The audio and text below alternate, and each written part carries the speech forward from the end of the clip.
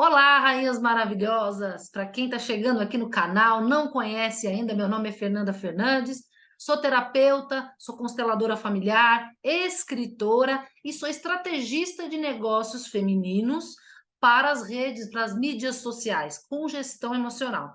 Então, hoje, eu vim aqui trazer um tema que as pessoas já vêm me pedindo há muito tempo, que é falar sobre a questão da autoestima da empreendedora com TDA. Tudo bem? Eu vou ler aqui também um depoimento de uma seguidora que me mandou, que vai ajudar muitas mulheres. Então, por isso eu resolvi trazê-lo, tudo bem? Então, vamos lá. Por que o TDA, né, ele é tão impactante na vida de uma empreendedora, de uma mulher como um todo, mas falando aqui especificamente da empreendedora. Para isso, a gente vai precisar fazer uma imersão pela infância inicialmente, tá?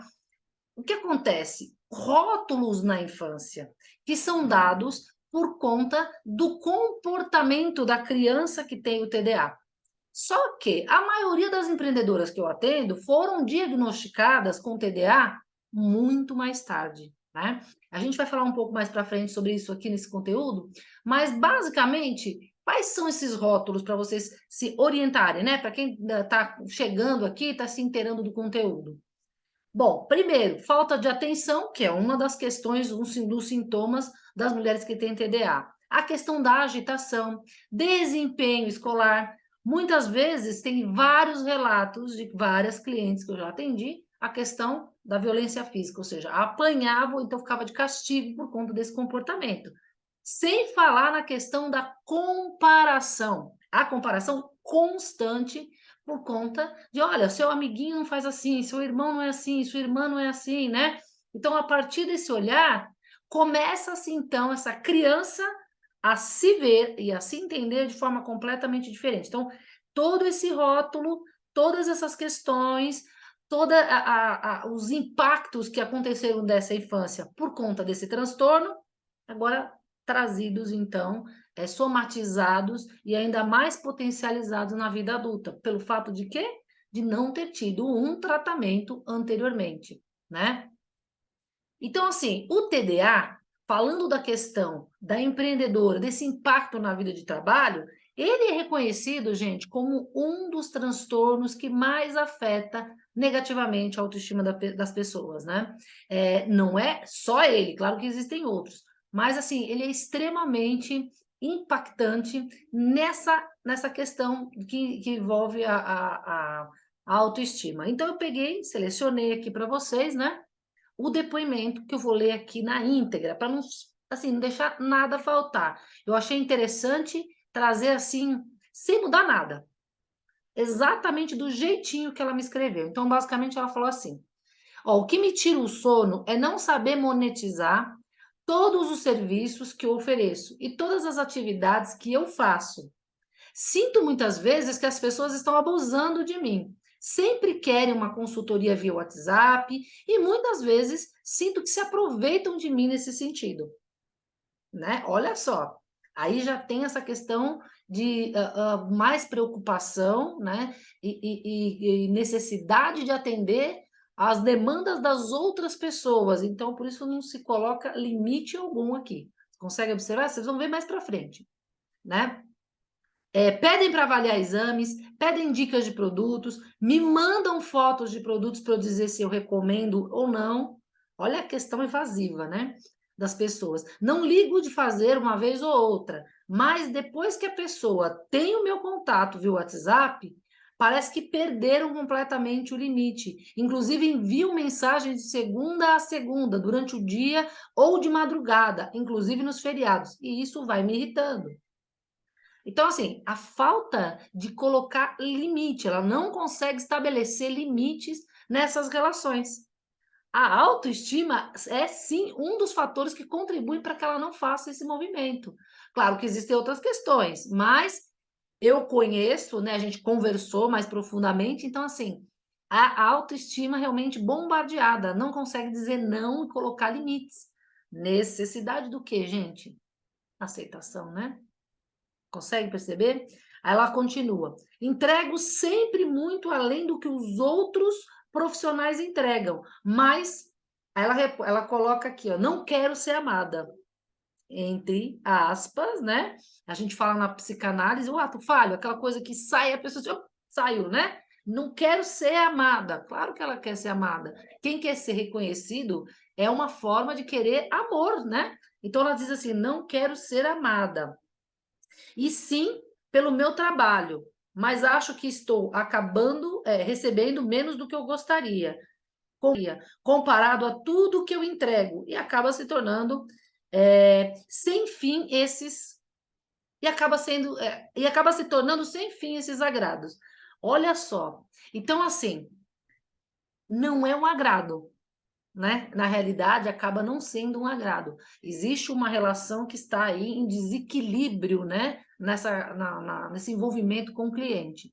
E agora, ela deixou de ser só minha seguidora e ela é minha mentorada. Então, a gente foi olhar isso de forma muito mais profunda. Como passar por esses processos, além do tratamento médico, então é preciso olhar para isso de forma mais ampliada, para que ela consiga colocar limites. Então, assim, não é só simplesmente ela aprender as estratégias de venda, não é só simplesmente ela aprender de que forma ela vai postar nas redes sociais, não é só simplesmente ela saber como as estratégias, né, os hackzinhos que as pessoas falam na internet, para que ela consiga, então, atrair mais seguidores e desses seguidores se tornarem clientes. Se ela não muda esse comportamento, uma coisa que ela abriu também para mim, a questão da precificação. A pessoa não consegue nem estabelecer um valor que é justo pelo seu trabalho.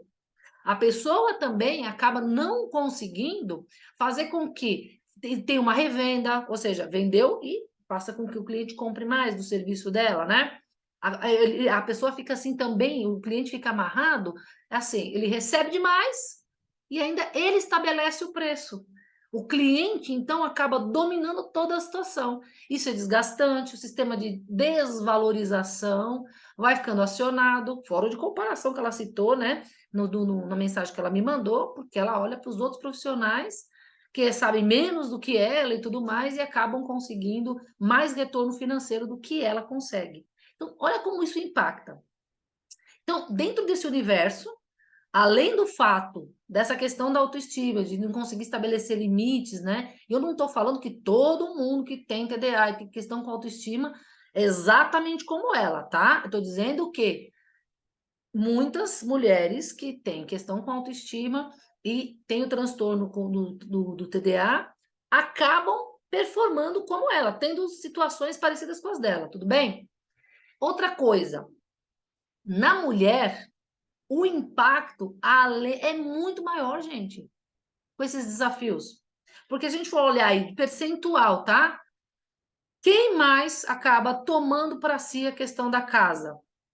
Querendo ou não, às vezes nem quer, mas não tem com quem, né, dividir, se sobrecarrega. Com os filhos, então imagina, você tem que empresa, os filhos, o transtorno, a casa, a questão com a autoestima, isso se torna uma situação altamente desafiadora. E além disso, como eu citei bem no início, falei que ia aprofundar, gente, a maioria, para não falar todas, tá? Que eu acho que eu tenho 2 ou 3 que diagnóstico desde pequenininha. A maioria não. O diagnóstico veio depois dos 30, 40, 50, tem uma até de 60. Você imagina a pessoa passar a vida inteira com um diagnóstico que ela não sabe que tem, a autoestima sendo cada vez mais bombardeada, e o que é pior, muitas dessas mulheres tiveram um diagnóstico equivocado. Porque achava-se até um tempo atrás, né, que o TDA acometia somente as crianças. Gente, é recente, tá? Que começaram a falar de uns anos para cá, que começaram a pontuar que as pessoas que também na fase adulta continuava, na adolescência, na fase adulta, para a vida toda, não era algo de uma situação durante um tempo, né? É algo que se perpetua. Então, assim, imagina só essa situação. Já teve casos de cliente que o diagnóstico foi de bipolaridade, não era. Já teve casos de clientes que o diagnóstico equivocado no passado de ansiedade, depressão, não sei o quê, e não era isso exclusivamente, né? Era realmente o TDA. Então você imagina, você está sem o diagnóstico correto, às vezes está tomando uma medicação que não funciona, e ao invés dela ajudar, ela acaba piorando as outras coisas e até impactando aquilo que está bom, não é? E a questão comportamental em relação à autoestima vira uma bomba tudo isso, né? Então, por isso que, a partir desse olhar, eu comecei a entender como eu poderia ajudar essas mulheres de forma em que elas conseguissem empreender e conseguissem se sentir mais potentes, mais fortes, né? Para que isso tudo conseguisse acontecer. Então, para que ela conseguisse lidar com seus clientes, com seus fornecedores. E no caso das minhas clientes, muitas delas são eu presa, né? Que quer dizer que você trabalha e empreende sozinha, fazendo tudo nas suas redes sociais. Se torna uma missão, gente, altamente desafiadora. Se você, além de não ter o tratamento correto muitas vezes, né? Ou às vezes você faz o tratamento médico, mas aí você não tem, a sua terapeuta não entende sobre as redes sociais, não é uma estrategista. Ela vai virar para você e falar assim, descansa um pouco mais, né? De repente, o problema é que você não está potencializando demais as suas ações. E não é a quantidade. A maioria das vezes eu venho atender é porque a falta de foco, todo o processo que envolve o transtorno e a autoestima faz com que a pessoa paralise, procrastine, né? Adie as tarefas ou desista. Então, por conta de tudo isso, eu desenvolvi uma metodologia, né, na mentoria, que eu ajudo essas pessoas na caminhada, nessas mulheres, né, porque eu só atendo mulheres, porque envolve a gestão emocional, que vai ser preciso. Ah, mas e se eu estiver fazendo terapia cognitiva comportamental, Fernanda? Do mesmo jeito, a gente vai olhar, porque é um outro olhar do ponto de vista emocional para lidar com o processo de empreender das fases, dos desafios na parte das estratégias de venda, na produção de conteúdo, nas redes sociais. Vou dar um exemplo. Você está tratando lá com a sua terapeuta, com a sua psicóloga e com o seu psiquiatra o transtorno do TDA, certo? Ok. Porém, na hora de você fazer um vídeo da produção de conteúdo, você perde muito foco, você não consegue realizar aquilo, você fica muito acelerada, ou você simplesmente não tem ânimo nenhum para fazer, né? E aí não sabe como estruturar isso, de que forma pode ser feito isso para que cause menos impacto, você consiga vender e ainda produzir. Sem morrer, sem adoecer no processo, né? Morrer não, adoecer no processo. Então, é a partir do momento que muitas das minhas clientes fazem o tratamento com a psicóloga, com o psiquiatra ou com o neurologista, e dentro do processo a gente alia essa gestão emocional. Porque ela vai falar comigo numa linguagem, e eu vou falar com ela numa linguagem, de acordo com a necessidade, é integrativo, percebe? De acordo com a necessidade que ela tem, para ela conseguir desenvolver melhor esse processo. Tá fazendo sentido? Vocês já se viram aí em alguma coisa que eu já falei aqui? Então, por conta de tudo isso, essa mentoria, ela foi estruturada para isso. Porque eu percebi que só a gestão emocional não ia funcionar. E eu percebi que só a pessoa tentar comprar cursos ou fazer mentorias de estratégias de vendas para as redes sociais, né, e produção de conteúdo, também não ajudava. Então, eu resolvi criar uma metodologia que eu entrego nessas mentorias, por exemplo, que não tem nem videoaula, já falei várias vezes, não tem videoaula. São encontros, né? E não é com milhões de pessoas dentro de uma sala. Cada grupo tem 5. Muitas optam pelo individual também. Então, é bem assim, direto, com acompanhamento diário, inclusive até pelo Telegram, justamente para que elas tenham esse aporte. É diferenciado, né? E o fato de eu ser psicanalista ajuda muito para que as pessoas consigam, então, desenvolver melhor o processo, né? Então, você tem um conhecimento mais técnico, um olhar mais técnico desse processo. E aí, só quem tem TDA tem esse desafio? O que vocês acham? Claro que não, né? TDA tem? Tem esse desafio, mas as mulheres que passam por um processo de ansiedade, seja ansiedade ou o transtorno, e tem diferença, né? Tem a ansiedade, tem o TAG, transtorno de ansiedade generalizada. A aceleração, a preocupação leva muitas vezes essas mulheres também à paralisação, à desistência. procrastinam, além de afetar a autoestima. Nesse modelo, se assemelham em muitos comportamentos com a TDA. Então, por isso que essa mentoria, esse meu trabalho foi desenvolvido com esse olhar, né, mais empático, direcionado para aquilo que é preciso ser feito. Então, o propósito desses vídeos, além de divulgar o meu trabalho, que a gente não vai ser hipócrita, que também é para isso, é para conscientizar das necessidades que as pessoas, as mulheres, precisam para lidar com isso. Então, não é porque você é uma grande de uma incompetente, como eu ouço quando elas chegam para mim. Não é porque você é uma fracassada. Não é porque você. Ou usar as palavras que elas usam. Você é uma burra, você é isso, você é aquilo. Não é nada disso. É porque não existe um direcionamento e uma forma diferente de construir tudo isso. Que nem eu estava falando com uma mentorada ontem. Ela falou, Fernanda, até um tempo atrás, eu achava que eu era burra, porque eu passava muito desafio na hora de estudar. Até que ela entendeu que a forma de uma mulher com TDA estudar era diferente.